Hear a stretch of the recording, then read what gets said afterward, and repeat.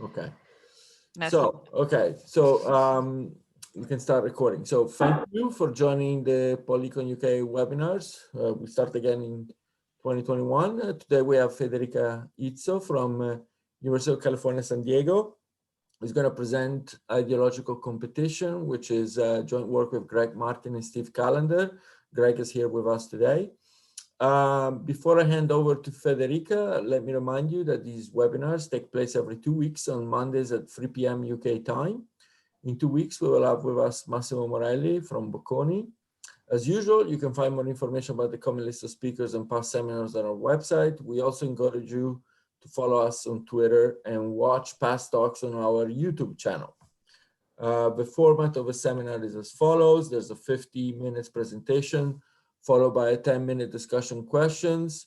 While Federica is speaking, we request everybody to keep their microphones muted and cameras turned off, and you can ask questions by chat. Federica has told us that she's happy for people to unmute themselves and ask questions, clarifying questions while she's presenting, so that you can do that. And then in any case, there's going to be a Q&A session of 10 minutes at the end. So if you have more conceptual questions, perhaps you can wait until they're on asking the chat. We will finish in an hour the official part of the seminar, and we will stop the recording, but we will stay a few minutes more to chat and say goodbye and so on. So Federica, thank you for accepting our invitation. The screen is yours. Thank you. Thank you guys so much for inviting me. It's the first seminar this year that I'm either attending or presenting it, so it's a good way to start. I'm presenting this paper on ideological competition, which is joined with Greg, who's here, and Steve from Stanford GSB. And these are just the first few times that we're presenting this, so any sort of feedback is more than welcome. And as Francesco was mentioning, I'm happy to get questions throughout or just, via the chat so that we can answer them at the end. Okay, so the notion of ideology is associated with quite different meanings and definitions in the different branches of political science. In political economy, for example, we think about ideology as being a player's policy preferences, which in the simplest single-dimensional setting is represented by a player's position along the left-right spectrum. And furthermore, in formal theory, we tend to be quite agnostic with respect to where such preferences come from. We simply tend to take ideology as exogenous. We treat it as a primitive of the model, and we really don't worry too much about the origin or even the formation process for these preferences. In other traditions, ideology tends to be a richer concept. In political behavior, for example, scholars such as Converse or Sartori think about ideology as being a system of beliefs or a narrative that allows individuals to orient themselves in the political world. So in this sense, ideology is not exactly the same thing as policy preferences, but rather ideology is a theory of how the world works that then translates into preferences over different policy alternatives and different parties.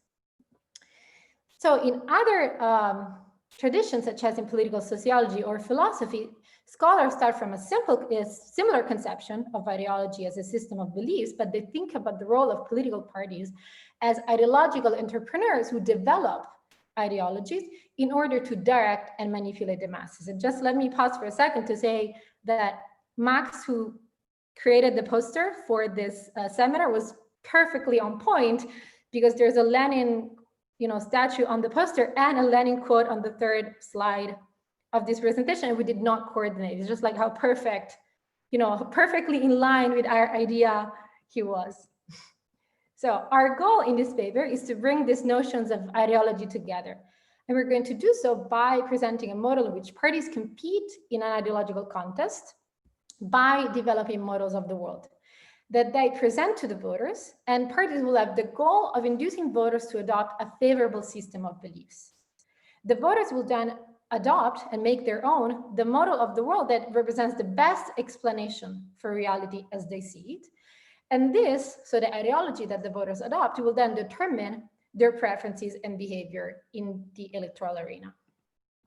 So in our paper, we essentially flip the logic of standard electoral models, in the sense that in our world, the party's strategic problem is not going to be to choose or design a policy platform that will appeal to voters' preferences that are exogenous. Instead, our parties, as I said, will be ideological entrepreneurs. They will try to induce voters to adopt an ideology precisely with the aim of generating a favorable electoral environment. So the voters' ideology is not going to be a primitive of our model, but rather it's going to be one of the equilibrium outcomes. So just to give you an idea of what we're going to do with this paper, we use this model to address the following questions. First, how does reality as well as competition with other parties constrain a party's ability to manipulate the voters' beliefs and preferences? Secondly, if we think about ideological polarization as being the distance between the models of the world that the parties put forward, propose to the voters, what are going to be the determinants of polarization? And then if we think about a setting in which parties choose which dimensions to incorporate in their narratives, what dimensions of reality will become components of political ideologies? And then will we see an association between model complexity and ideological polarization in equilibrium? So we will today start from a simple single-dimensional baseline model, which we will use to illustrate our main trade-offs. And we will have parties that are constrained to only including a single dimension in their models of the world, which will be, or we will interpret as being the standard left-right economic policy dimension. We will then extend the baseline model to allow parties to choose if and how to incorporate other non-policy dimensions, starting first from an exogenous set of dimensions and then endogenizing this set as well. Now, for purposes of time, I won't go into the related literature, but if anybody's interested or if you guys have questions during the Q&A, we can talk about other papers in poli-sci and especially in econ that are related to this work. So let me give you the details of the game. The model defines a 1-period, 3-players game. The players are 2 parties, right wing and left wing, and the representative voter V. The game will have 2 stages, an ideological contest and an electoral contest. In the ideological contest stage, the parties compete by proposing ideologies or models of the world, and the voter selects the ideology that best explains her observations. The game then moves to the electoral contest, and in this stage, parties have no strategic choice, because we will assume that parties have no credible commitment. So party will simply be associated with exogenous policy platforms that they espouse and would implement if elected. And the voter will then choose whom to elect on the basis of the policy preferences that are induced by the ideology that she adopted in the previous stage. So we said that the voter will, and I will say more about this in a second, the voter adopts her ideology on the basis of her observation. So what exactly is it that she's observing? So we assume that at the beginning of the game, the players observe a public record of n policy outcome pairs. So you can think about this as being a record of past history, so that for each of n past periods, the players observe what policy was in place in this period, which we denote zeta, and what outcome this policy generated, which we denote y. So we think about the data generating process underlying outcomes in a very simple way, assuming that outcomes are a linear function of the implemented policy and of a shock, where the shock is going to be normally distributed with a 0 mean. Now, in addition to this public record, the voter will privately observe the outcome of the policy that is in place at the beginning of the game. So this policy, zeta sub 0, is observed by all the players, but the voter will privately observe the realization of the outcome. And I'll tell you more about this, but you can think about y as being a measure of the voter's welfare. So after the players observe this public record, we begin the ideological contest stage, where parties move simultaneously and each propose a model of the world, which is nothing else than a theory of the data generating process underlying outcomes. So in a single dimension setup, this is simply going to be a scalar indicating the slope of the policy mapping function. So basically, each party proposes a value for this coefficient beta z. So if we think about this policy dimension, as I said, as representing the standard economic left-right, each of the 2 parties proposes a different theory or a view about what are the consequences, let's say, of redistribution for the voters' welfare. Now, if we denote the 2 proposals as beta z sub r and beta z sub l, the key equilibrium object that we'll be most interested in is the amount of equilibrium ideological polarization, which we define as the difference or the distance in these two coefficients. So the larger this difference is, the larger is the distance between the theories of the world that the two parties propose. Now, we do not explicitly model the voter's beliefs over the data generating process, but instead we assume that the voter adopts the ideology amongst the proposed one that best fits her observation. So the right-wing party will win the ideological contest if and only if the likelihood of the observed history, given the model of the world proposed by the right-wing party, is larger than the likelihood of the observed history given the model of the world proposed by the opponent. So the voter considers the two proposed models of the world, looks at the history of policy outcomes that she has from the past and from the additional realization that she privately observes, and chooses the ideology that has the best fit to her own experiences, to what she observes. Given that our shocks are normally distributed, this is equivalent to saying that the right-wing party wins the ideological contest, so is able to convince the voter to adopt the ideological model that she proposes if the sum of square errors of her model is smaller than the sum of square error of the opponent's model. So next, the game moves to the electoral stage. The voter adopts her ideology, she chooses which party to elect, and crucially, we will assume that parties have no credible commitment. So basically, parties have no strategic choice at the electoral stage. Quite simply, after the election, whoever gets elected chooses a policy to be implemented along the real line. So finally, just let me define the players' payoffs. Our parties are going to be policy motivated with quadratic loss utility, the standard. And we will assume that the right-wing party's bliss point is positive, whereas the left-wing party's bliss point is negative. The voter instead cares about outcomes, as I anticipated.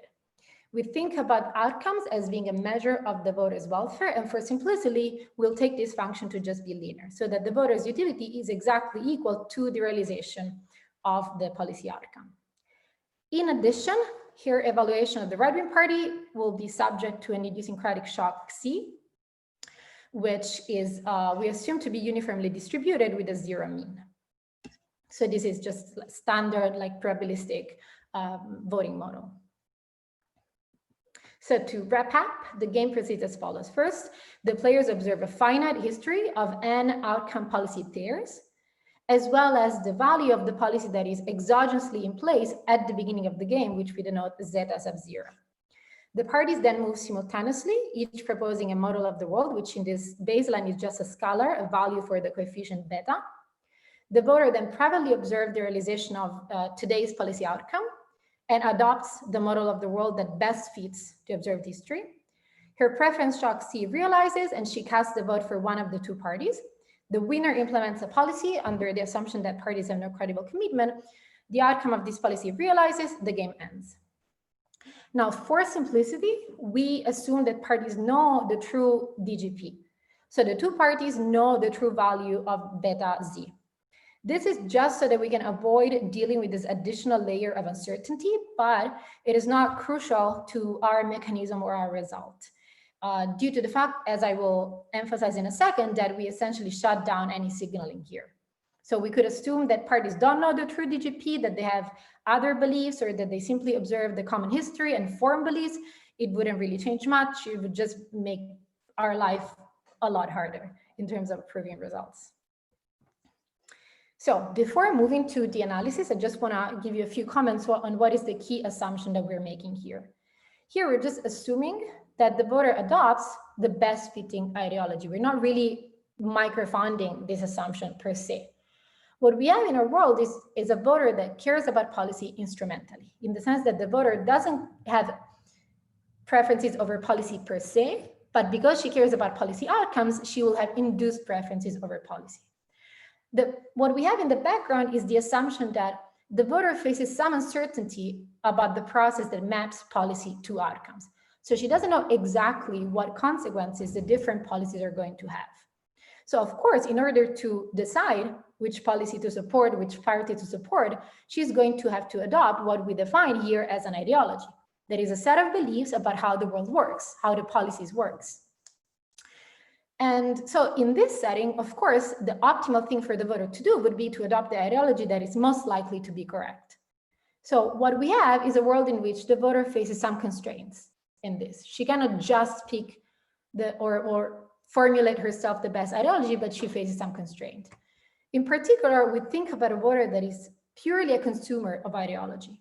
We wanted to really analyze the role of parties as ideological entrepreneurs, so we don't allow the voter to do the work of developing an ideology herself. And furthermore, because we're not trying to model a phenomenon in which parties' advantage or strategic advantage is an asymmetry of information, but rather a technological asymmetry, we do not allow the voter to draw inferences about the true DGP given the party's proposal. So we have parties that work as ideological entrepreneurs. They have the monopoly power over ideology. And for the voter, adopting an ideology is basically analogous to choosing which team to join. So the voter will choose to join the red team or the blue team. She'll not do herself the work of creating a new team. And we can think about these constraints as being mechanical one. It is costly for the voter to develop an ideology, so she delegates, costly in terms of resources, attention, time. She's not sophisticated enough. Or we can think about this cost as being psychological. For example, the voter faces a cognitive dissonance cost if she's forced to support parties that promote ideologies different than her own. So she restricts herself to choosing one of the models proposed by the two parties. Regardless of how we interpret the source of these constraints, the best that our voter can do in this world is choose the proposed model with the best fit to the observed data. So this is what we assume she's doing. So unless people have questions about the setup, which I don't know if the chat questions are about that, Greg? It seems that Greg has already answered the question that was asked. Cool. Great. Thank you. Okay, so. All right, so we can move to solving this game. And as usual, we proceed by backwards induction. We start from the policymaking stage after the election. Parties have no credible commitment ability. So clearly, whoever gets elected will just implement the policy that coincides to its own place point. So given that, and given the ideology that she adopted, which we denote as beta Z sub W, the voter can calculate the expected policy outcome, the expected outcome that she would get tomorrow if she were to elect the right-wing party versus if she were to elect the left-wing party, which is simply given by this formula, given our linearity assumption. On top of that, remember that the voter's evaluation of the right-wing party is subject to this idiosyncratic shock C. So this implies that the voter will choose to elect the right-wing party if and only if the expected outcome, given the right-wing party's bliss point and given the voter's own ideology, plus the idiosyncratic shock, is larger than the expected outcome given the left-wing party's preferred policy. So because the parties don't know the realization of C at the time of the ideological contest, from their perspective, the election outcome is probabilistic. So if we fix the voter's ideology and the distance in the two bliss points, the parties can calculate the probability of the right-wing party winning the election given their beliefs or the distribution of Xi. So as you can see here, this probability is simply because of the uniformity in Xi, in the distribution of Xi, this probability is just going to be linearly increasing in the voter, the ideology that the voter adopts and the distance between the two bliss points. So from this, the first lemma follows straightforwardly. The right-wing party's expected utility is linearly increasing in the winning ideology, whereas the left-wing party's expected utility is linearly decreasing in the winning ideology. So in our setting, what we have is parties that want to induce the voter to adopt an extreme and favorable ideology, because this creates an insurance for them in case the idiosyncratic shock has a realization that goes against them. So both parties want to move the voter to the extreme in the ideological stage so that they can generate a favorable electoral environment and win the election with higher probability, regardless of the realization of Xi, or that they can insure themselves against unfavorable realization of the shock. So moving one step back, we can now think about the strategic problem that the parties face at the ideological stage. So of course, each party wants the voter to adopt the most favorable ideology, but this implies that they need to win the best fit contest, so they're constrained in this sense. And furthermore, parties face uncertainty. Remember that they observe the past history of outcomes, but they don't know what is the outcome that today's policy is going to produce. They don't know what outcome the voter will observe prior to making her electoral choice. Now, this is probably very familiar to a lot of people, and this is very similar in flavor to the strategic problem that parties face in the standard Calvert-Whitman probabilistic voting models. And in fact, our first result is basically a restatement of the standard Calvert theorem. It shows that the two parties are never going to propose the same model of the world, so that in equilibrium, ideological polarization will always emerge. Now, the intuition behind this result is very, very similar, essentially identical to the standard probabilistic voting intuition. Parties face uncertainty about the realization of the outcome that the voter will observe, which implies that parties face uncertainty over the outcome of the ideological contest. They cannot perfectly anticipate which model is going to win. So conjecture an equilibrium in which the two parties propose the same ideology, that is, they propose the same coefficient for beta. Now, depending, and suppose that, consider the right-wing party's deviation to an ideology to the right of the conjectured one. Now, depending on the realization of the outcome, either this deviation is payoff irrelevant because the right-wing party is going to lose the election, so the voter is still going to adopt ideology beta hat, or the realization of the outcome is favorable for the right-wing party. The right-wing party ends up winning the ideological contest, so the voter adopts ideology beta, which is further to the right, therefore making it strictly better off for the right-wing party. So this deviation is either payoff irrelevant or strictly better for the right-wing party. Of course, the equilibrium collapses and we can never have an equilibrium in full convergence. So that ideological polarization will always emerge, and intuitively the right-wing party's proposed ideology is always going to be to the right of the opponents. So the next result is still probably not mind-blowing for those of you that are familiar with probabilistic voting models, but starts telling us something more about what parties are going to do in equilibrium. It shows that the equilibrium is always going to have a symmetric form, in the sense that the parties are always going to win the ideological contest with equal probability. That is, there's the same probability that in equilibrium, the voter will adopt the ideology proposed by the left-wing party or the ideology proposed by the right-wing party. And the parties will propose models of the world that are centered around the expected OLS estimate for the beta coefficient, where this OLS estimate is expected rather than actual, because remember, parties don't know what outcome the voter will observe for today's policy, so they don't know the value of y sub 0, so they replace it with the expectation.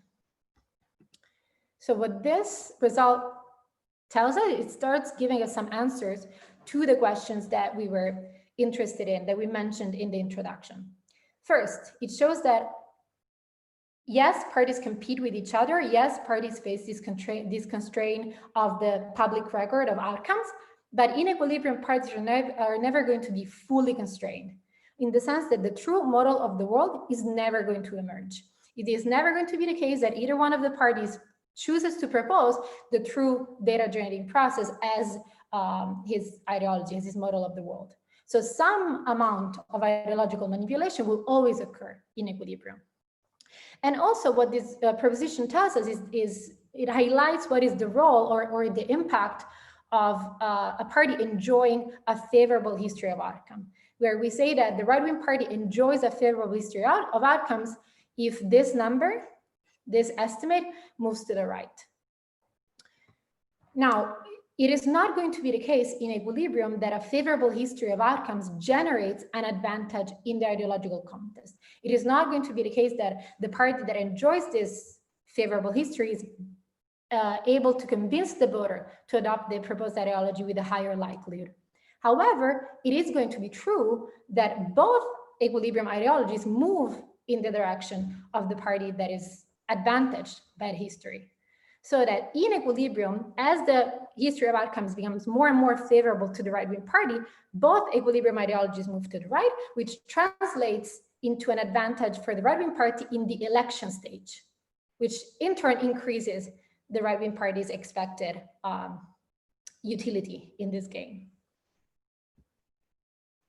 So next, we can, as I mentioned, the key sort of object that we're interested in is how equilibrium ideological polarization changes with different primitives of the model. So this polarization starts getting at that question, and it tells us that equilibrium ideological polarization responds to changes in policies, but doesn't respond to changes in outcomes. So polarization in equilibrium is not a function of the history of outcomes, but it decreases as past policies become more extreme, move away from zero, and increases as today's policy becomes more extreme. So past and current policy extremism have directionally opposite effects on ideological polarization. So let me just give you some intuition for each of these results. So first, let's consider the effect of past policy extremism.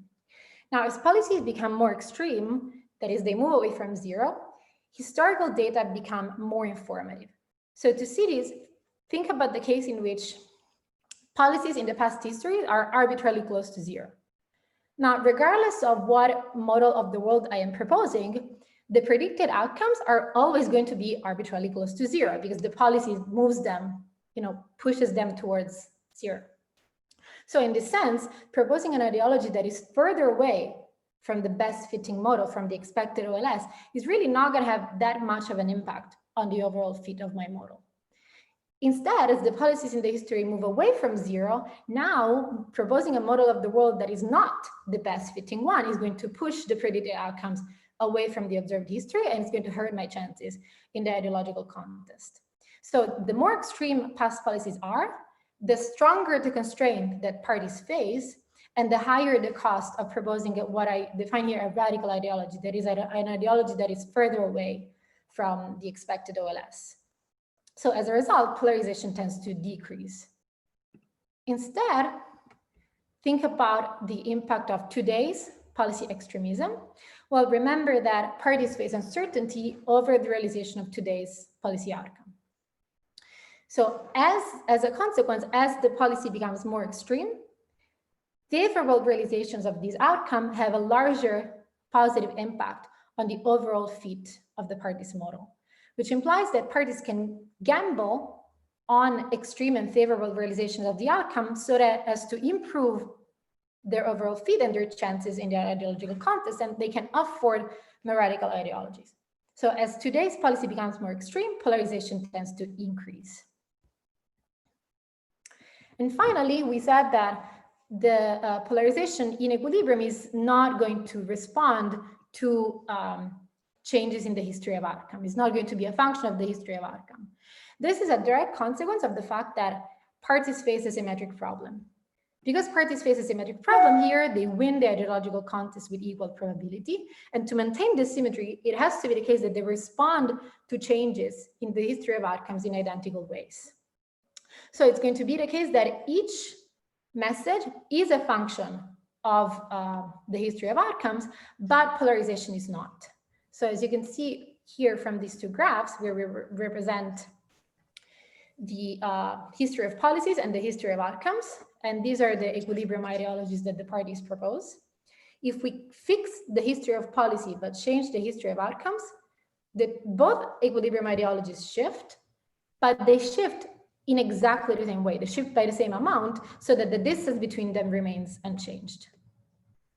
Federica, Yes. Can I ask a question here? So am I missing something, or basically the policies, everything is exogenous here, right? They don't choose anything. So, so that, I mean, your model is static because at time zero, that the game ends and that's what you really analyze. So, but if one starts to think about dynamics here, you can start thinking about, okay, well, at this point, I have two possible levers. I don't just have ideology, I also have policies. Clearly, you're not interested in looking at that, but it seems to me that it would be change the results fundamentally if you did, right? I mean, we are absolutely, you're right that we're shutting that down, and we're doing that somewhat on purpose because we wanted to focus on the strategic problem that the parties face at the ideological stage. But we are thinking about how to extend this and, you know, possibly for future projects. Now, it's unclear to me whether it would change the results fundamentally or not, because it really depends on what assumptions you're making then about the electoral stage. So you would then have to think about a world in which parties can choose the ideology today and the platform tomorrow. And unless you're, you know, making other assumptions about how the voter forms beliefs about the DGP, et cetera, if you just keep the model as it is, then the equilibrium of the platform stage is just going to be the equilibrium of the classic Calvert-Whitman model. And in that case, it's not straightforward to me to think that the results would change fundamentally. Like the parties would face a very similar problem to the one that they face now, in the sense that it would want to, you know, shift the midpoint of the space so that the equilibrium of the electoral stage shifts in their favor. Now, it's not a straightforward extension to what we have now, because as I said, you know, you might want to think about the voters' beliefs over the DGP or her beliefs over uncertainty in sort of like a more substantive way, or you may want to think about the voters' policy preferences in a different way. But it's not necessarily the case that the incentives that we find here don't, you know, survive in that world, because effectively what we're saying here is just that parties are going to have the strategic incentive to push the voter as much as possible in their direction, because that benefits them at the electoral stage. And I can see that incentive carrying through even if they can choose which policy to propose. Perhaps even more so if they can choose which policy to propose, because they can influence the choice of the other party as well. Does it make sense? Yeah. I need to think about it, but yeah, thanks. Yeah, I mean, we have to think about it too. These are just like speculations. We haven't really like worked it out or anything, but that's, you know, my intuition is that this could survive. Can I ask a simpler question? Sure. Do you do any comparative statics on N, the experience? Because that seems to me like could be interpretable as some sort of sophistication of the electoral system, how far in the past we could look into. Yeah, I mean, we don't do comparative statics per se, in the sense that we use N as a, variable, and we smoothly see how the equilibrium changes with N. It is true that as the N goes to infinity, so as voters have access to the, you can think about this being as like the full histories, then parties tend to converge more, and they tend to converge on something that is closer and closer to the truth. But other than that, we haven't been able to crack, more fully the comparative statics. But it seems interesting to me, but thanks. Yeah. Can I ask a similar question? Do you think there are some comparative statistics with respect to the true value of beta? Like if it gets closer to zero, polarization increases, sort of thing? So the true value of beta is here in this formula, only here. So the only way that the true value of beta influences the equilibrium ideologies is via the expectation over the outcome that the voter would observe tomorrow. Now, because it's just, we consider uncertainty over one outcome versus there's a whole history of outcomes that are observed, this is, could end up being swamped, but that's just because of the assumption that we're making. But this is the way that it enters the party's calculation. They have to think about what is the outcome that the voter would observe tomorrow before choosing which ideology to adopt, and they use the true beta to calculate that expectation. But other than that, the parties don't really care about the true DGP because they're trying to match what the voter observed in the past, which of course is going to, in realization, is going to be a function of the true DGP, but the parties don't really care about that. They care about the actual realization, which is going to be a function of the truth and the noise. So this is what the parties are trying to target. So in that sense, the true DGP only influences them via the expectations of the future. Is that what you asked? Thank you. Okay. And it won't influence polarization because there will be centered around this spot. Okay. Okay, so this was a good moment for a questions break, because we're now moving to the multidimensional extension. So far, our parties are constrained to only including a single dimension in their models of the world, which is the policy dimension. Now, this is useful in sort of as a simplification in trying to highlight what are the key tensions in our world. But it's also interesting to try and understand if, how, and when parties might want to include other variables in their ideology. So for example, even if parties care only about the left-right economic policy dimension, they might want to include social issues, religious issues, or race issues, etc., in their narratives. So we can think about a world first in which the set of dimensions that the parties have available to be included in their ideologies is exogenous. So there's a set of variables that parties can choose whether to include or not. And in particular, for this presentation, we will focus on a two-dimensional setting in which parties have, there's a policy dimension Z, like in the baseline setting. And in addition, parties choose if and how to include an additional dimension, which we denote X, in their ideologies. So each party will propose a vector of coefficients, one for the Z dimension, one for the X dimension. And importantly, we don't impose that the true value of the coefficient for the X dimension is different than 0. So we're not imposing that in the true DGP, X actually has any impact on the outcomes that the voter observes. Nor are we imposing that parties have to include all available dimensions in their model. So either one of the parties or both of them could choose to leave X off, out of their narratives. So the questions that we'll be interested in is, well, first, when will parties choose to include this additional X in their models? Will this X become a dimension of conflict, or is it going to be the case that parties include it in their models, but then end up proposing the same coefficient? So are the models of the world going to be different on the non-policy dimension? And finally, will we see any correlation between model complexity and ideological polarization?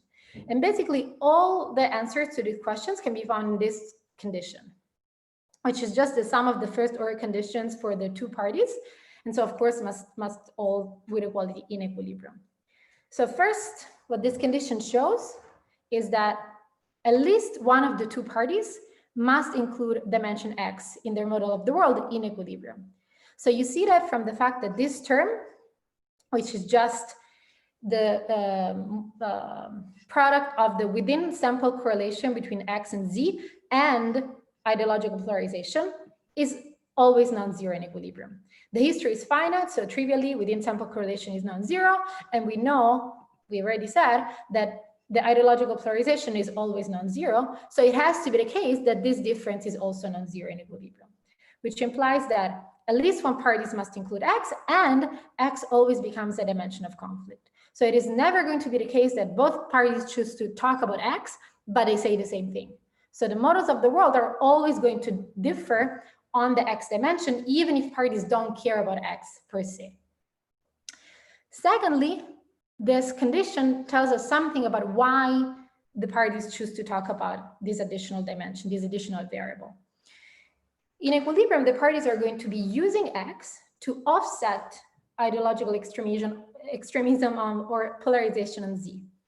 So remember that as the parties' proposed model of the world moves away from the OLS estimate on the Z dimension, then the predictive outcomes are going to be moving away from the observed history, and this decreases overall model fit.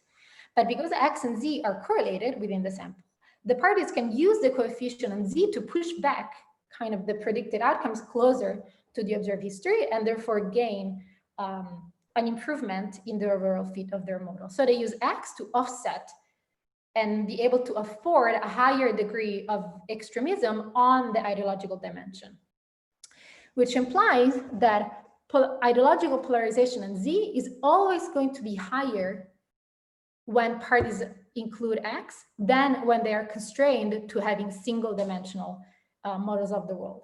So we see a positive association between model complexity and ideological polarization. When parties propose more complex models of the world, there's also a higher degree of polarization on the policy dimension. And also what you see here is that the stronger the within sample correlation between X and Z, the higher is going to be the degree of polarization on both dimensions. And finally, we see here that the role that the dimension X plays in the narratives that the parties put forward is also going to depend on this correlation. So the way that the parties sort of place X in the story that they're telling is going to depend on whether this correlation is negative or positive. If this correlation is positive, then the coefficient on the X dimension for the left-wing party is going to be larger than beta X sub R. If this correlation is negative, the opposite will occur. So basically, whether the right-wing party also ends up being the party that supports or that argues in favor of, let's say, racial equality, is basically going to be a consequence of the random chance that determines whether within the sample there's a positive or a negative correlation between Z and X. And so this proposition simply summarizes what I've been saying. It says that ideological polarization, that is the distance between the models of the world on the Z dimension, is always higher than when parties are constrained to having single dimensional models. And furthermore, equilibrium models of the world are always different on the X dimension as well, so that X always becomes a dimension of conflict. Now, so far, the set of available dimensions is exogenous. So parties have this X that is sitting there available for them to choose whether to put in their narratives or not. And the results of this exogeneity is that there's an artificial totalizing ideologies equilibrium, in the sense that all dimensions of reality are always going to be included in political ideologies. Now, of course, this is not plausible. It's not always the case that parties talk about every possible dimension. So in order to try and understand whether we can get some more traction out of this, we endogenize the set of dimensions that are available for parties to be included in political discourse. So one way to do this is think about, for example, a world in which dimension X can become politically salient and therefore can become available for parties to talk about only if voters are informed about the past history of X. Notice, in fact, that if voters don't know the past history of X, they cannot use X to compute the likelihood of the different models, and therefore whether parties talk about X or not becomes irrelevant for the ideological contest and for the electoral contest. So X is available for political parties if and only if at least one of the parties pays the cost K to inform voters of the history of X and therefore make X salient. So once the set of salient dimensions is determined, the parties propose models of the world, then the game proceeds just like in the previous version. So the question is, when will parties choose to pay the cost of making X salient? So the results have a very similar flavor to our previous extension. They show that X becomes endogenously salient if and only if it's within sample correlation with Z is sufficiently strong. And furthermore, only one party at a time will have any interest in paying the cost of making X salient. The right-wing party is willing to pay if and only if the omitted variable bias is negative and sufficiently large, whereas the left-wing party is willing to pay only when the omitted variable bias is positive and sufficiently large. Now, to understand this result, notice that regardless of the number of available dimensions, the party still faces a metric problem, which means that they still win the ideological contest with equal probability, and they're still centered around the expected OLS, at least on the Z dimension. Now, given that the party's utility, we know from the first lemma, is linear in the voter's ideology, all of this implies that all the parties care about is the midpoint of the equilibrium ideology, which is the expected OLS estimate for beta Z. So the party's choice of whether to pay the cost of making X salient is only going to depend on how including X changes the expected OLS. So suppose that denote beta Z sub OLS, the OLS estimate, if X is included in the model, and beta Z omitted, the OLS estimate if we leave X out. Of course, this difference is going to be the omitted variable bias. So suppose that this difference is positive, of course, the right-wing party benefits from this omitted variable bias. The right-wing party doesn't want to eliminate the bias because this would move both equilibrium ideologies to the left. So the right-wing party is only going to be willing to pay the cost if the omitted variable bias is negative and this condition is satisfied. and similarly for the left-wing party. Now, because the correlation between X and Y is always non-zero, a sufficiently strong correlation between X and Z is enough to guarantee that the emitted variable bias is sufficiently large. Now, the reason why, there's a corollary to this result, that the likelihood that the additional dimension X become politically salient in the sense of set inclusion is going to increase as the parties move further apart in terms of policy bliss points. So the larger the difference between the two parties' bliss points, the higher the likelihood that X will become endogenously salient. So as the distance between the parties' preferences increases, obviously the electoral stakes are higher. The parties have a higher incentive to do what they can to win the election. And the party that is damaged by the emitted variable bias has stronger incentives to pay the cost to making X salient. Now, the reason why I think that the multidimensional extensions are particularly interesting is that they highlight how important is path dependence, but also random events in determining what parties end up proposing as consistent theories of the world. So remember that all that matters in determining not only if parties choose to include X, but also how parties integrate X into their narratives is the correlation between X and Z. However, remember that parties don't care about the X dimension. They only care about Z, they only have preferences over the Z dimension. So up to the point in which X becomes politically salient, there's no reason to expect that the true correlation between X and Z is anything other than zero. So if a sufficiently strong correlation emerges in the history, this is just due to random chance. So random events determining a strong enough correlation and the sign of this correlation are going to determine how parties position themselves across the different issues and how these issues become then at some point politically relevant. So and I think I'm like perfectly on time for once. We introduced a model in which parties compete not over policy platforms, but rather over ideologies or models of the world. And we show that in equilibrium, parties are always, to some extent, able to manipulate the voters into adopting favorable ideologies. And we also highlight how the amount of ideological polarization in equilibrium is not a function of the history of outcomes, but it responds to policy extremism. And we also highlight that there's more polarization when parties adopt more complex models of the world. So I think that's it. Thank you. I haven't been monitoring the chat, but is there any question that hasn't been answered or that I should talk about? It was almost me, so I'll make sure to ask questions again. Thank you very much. By the way, Steve Callander has joined us at some point. Maybe you prefer to stay incognito, but he's here. So I'm just going to open the floor for questions. Just unmute yourselves if you have questions for Federica. Gregory, Steve, if you want to participate, by all means. I have a question. If nobody does, I can start maybe to get people. So my question is this: I was actually asking, Gregory on the chat. So I really like this thing that you have these. I interpret X as being stuff that doesn't really matter, but somehow politicians bring up to stir. QAnon, it's, conspiracies that are just out of nowhere. I mean, I'm not sure there's any correlations there, but somehow they manage to introduce stuff that doesn't really matter.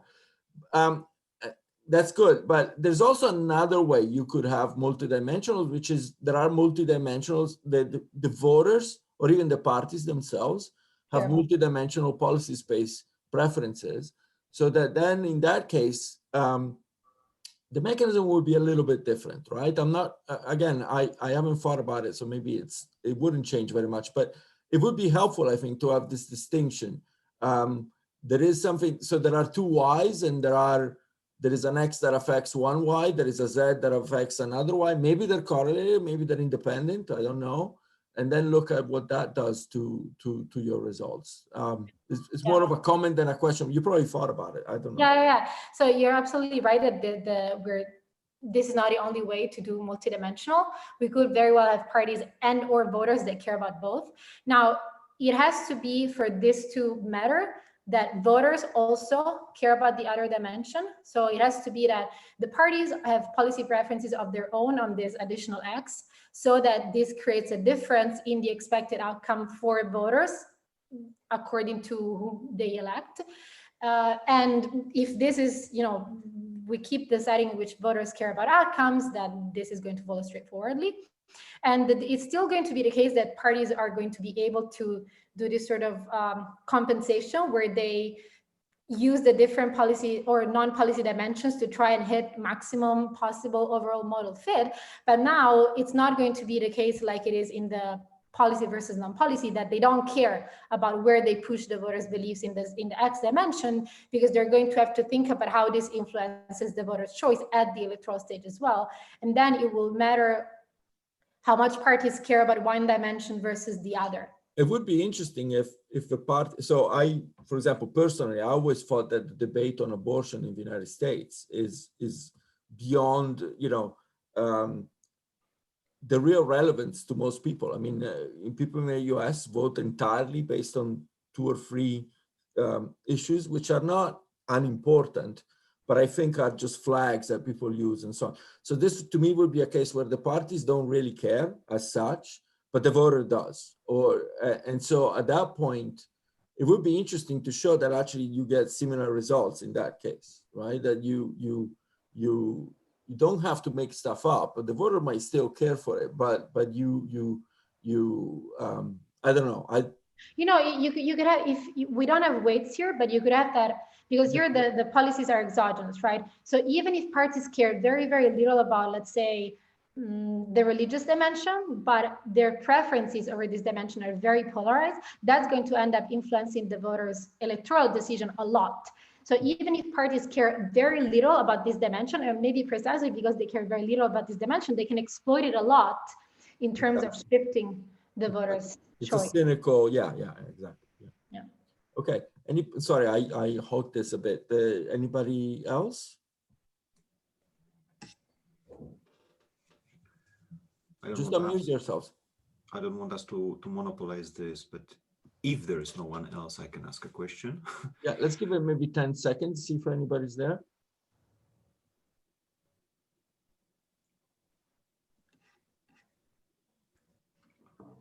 Okay. Surprisingly quiet, but okay. So this is, I'm trying to figure out whether this is a model of a political party or those ideological entrepreneurs. These things are, correlated and could sit in one place, but they don't have to. Mm-hmm. There are plenty of various talk show hosts and podcast hosts who are just ideological competition, ideological entrepreneurs, and they don't participate in elections. And there are parties who just shop around for guys like that.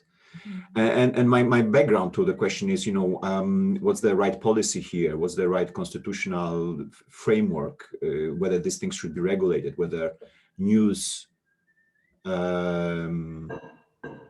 news outlets or radio hosts should be regulated in some way. What's the consequence of the model that you present for questions like that? I guess there's different ways that you can think about this question. One would be what is the impact of just putting more competitors in, just increasing the number of competitors at the ideological stage. And the other is, what is the impact of changing the payoffs of the people or the utility function of the people that can compete in the ideological contest? So let's think about a world in which, let's say, like newspapers can also do this, or like media outlets can also do this.